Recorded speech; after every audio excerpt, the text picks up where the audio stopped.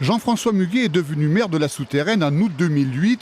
Peu de temps après les élections municipales, il succède à Yves Furet, emporté par une longue maladie. Comme son prédécesseur, il passe beaucoup de temps à la mairie, mais également sur le terrain et pas uniquement en période électorale. Les travaux sont faits, c'est fini. C'est fini, ça va? Oui. Vous sentez l'économie d'énergie là Ah oui. Jean-François Muguet est candidat pour un deuxième mandat, mais l'élu socialiste conduit pour la première fois une liste d'union avec des communistes, des écologistes. Il devra faire face à une liste de sensibilité de droite. À sa tête, Brigitte Jameau, UMP, déjà candidate en 2008. Elle avait obtenu 37% des suffrages. Une opposition politique, mais aussi de style. Elle veut défendre le commerce de proximité. Vous, ce qui vous intéresse aussi, c'est que la ville soit attrayante. Attrayante, tout à fait.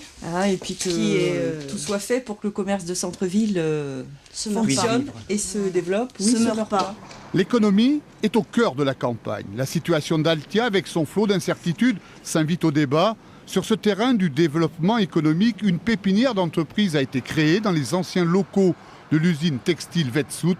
Plusieurs PME y sont installées. Et c'est dur à travailler, l'inox?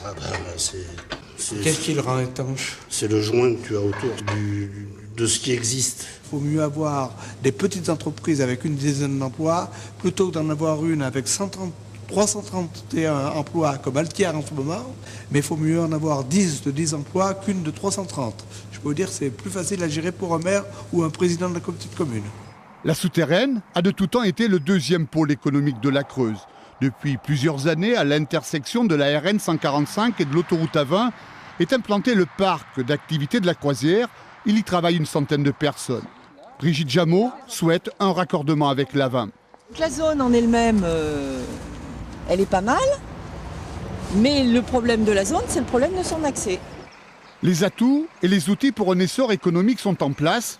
La qualité de vie est préservée et contrairement à d'autres localités creusoises, la Souterraine a réussi à inverser la courbe démographique. On compte 5% d'habitants de plus en 2 ans. Si nous avons une augmentation de la population à la Souterraine de près de 300 habitants, c'est pas dû au hasard, c'est parce que les gens ont trouvé un certain nombre de facilités sur la Souterraine. On a une chance, la Souterraine est bien desservie. Sur les 6 dernières années, la collectivité a investi 25 millions d'euros pour construire, rénover, embellir. Jean-François Muguet veut une prochaine mandature de la même veine.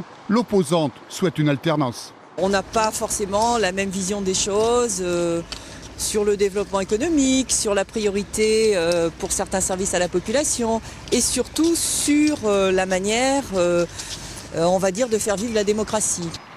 La campagne électorale dans la seconde ville du département de la Creuse se déroule dans un climat passionné mais sans excès. Et quoi qu'il arrive, il n'y aura qu'un tour.